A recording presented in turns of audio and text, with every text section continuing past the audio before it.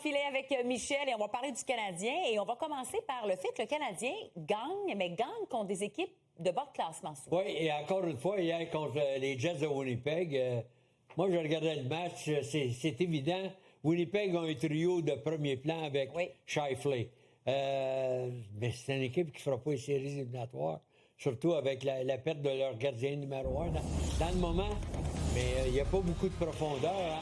Quand je pense à Taze, qui revient au jeu après une longue absence, une longue maladie, il joue sur le deuxième trio. Non, le Canadien, ils ont gagné quand même. Mais c'était un match à domicile, encore une fois, contre une équipe qui ne fera pas les séries éliminatoires. Et ça a été une victoire pour le Canadien hier face aux Jets. Et Martin Saint-Louis avait un petit peu brassé les cartes. Tous les trios avaient été changés. Et Zachary Bolduc s'est retrouvé passé du premier trio au quatrième trio. Il a payé cher, lui, pour la défaite face aux Sénateurs. Hein? C'est vrai qu'il n'y a aucun but à domicile depuis le début de la saison. Mais tu sais, tout d'un coup, là, il jouait sur le deuxième trio. Là, il devient, dû au changement, ailier gauche, ailier droit sur le premier trio. Et là, hier, ma grande surprise, sur le quatrième trio. Là, je me dis, il y a quelque chose qui fonctionne pas.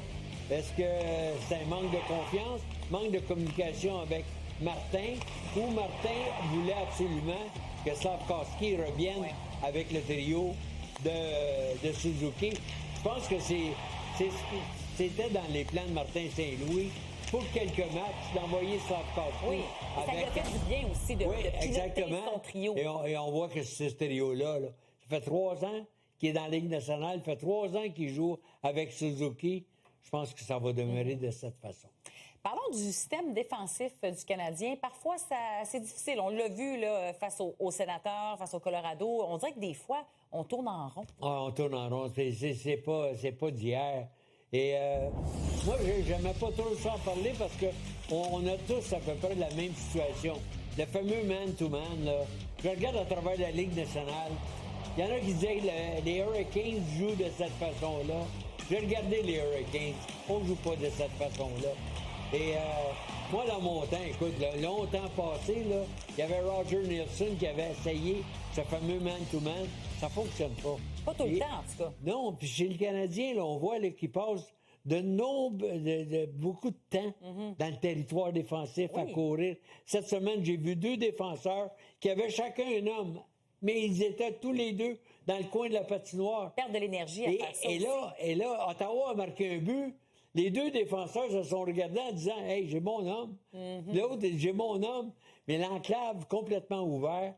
Donc, on court après la rondelle. Puis on voit un patineur, exemple, comme Gallagher, quand il doit suivre son homme un peu partout, là, il se fatigue vite. Ben oui, c'est ça. Moi, je pense que c'est pas un bon jeu. Je le sais que Martin Saint-Louis l'exige. Il y croit. Il y croit, c'est son privilège.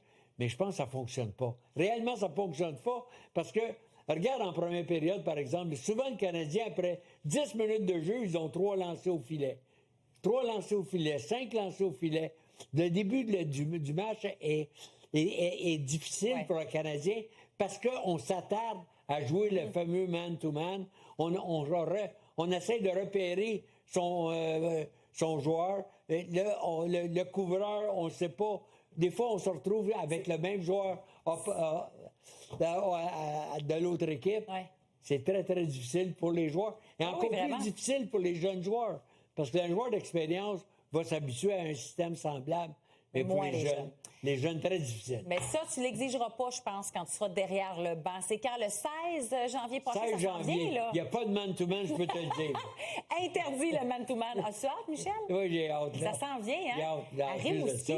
Rimouski, tellement de belle place. On a hâte de te voir derrière un banc à nouveau, Michel. Il n'y aura pas de man-to-man, ça c'est clair. Merci, Michel. Merci.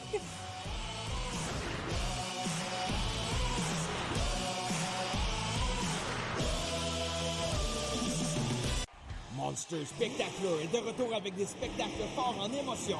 Venez vibrer au son de vos camions monstres favoris samedi le 23 mai à Ottawa et samedi le 30 mai à Québec. Événement pour toute la famille présenté en après-midi à 14h. Le Monster Spectacular, c'est aussi du BMX, du freestyle motocross et autres surprises. À 14h samedi le 23 mai à Ottawa et samedi le 30 mai à Québec. Billets en vente sur ticketmaster.ca. Le mozza, c'est le préféré de bien du monde chez AEW. C'est votre meilleur. Ouais? Moi, j'adore le mozza. J'aime la sauce que vous mettez. Tous les éléments sont là pour un bon burger. Ça coûte vraiment la viande. Il n'y a rien de plus à rajouter. Ben, j'ajouterais que ces temps-ci, le deuxième mozza est à 1 piastre chez AEW. Tu blagues, là. Non. Il y a pas longtemps, je voulais me tuer. Je pensais que personne pouvait m'aider.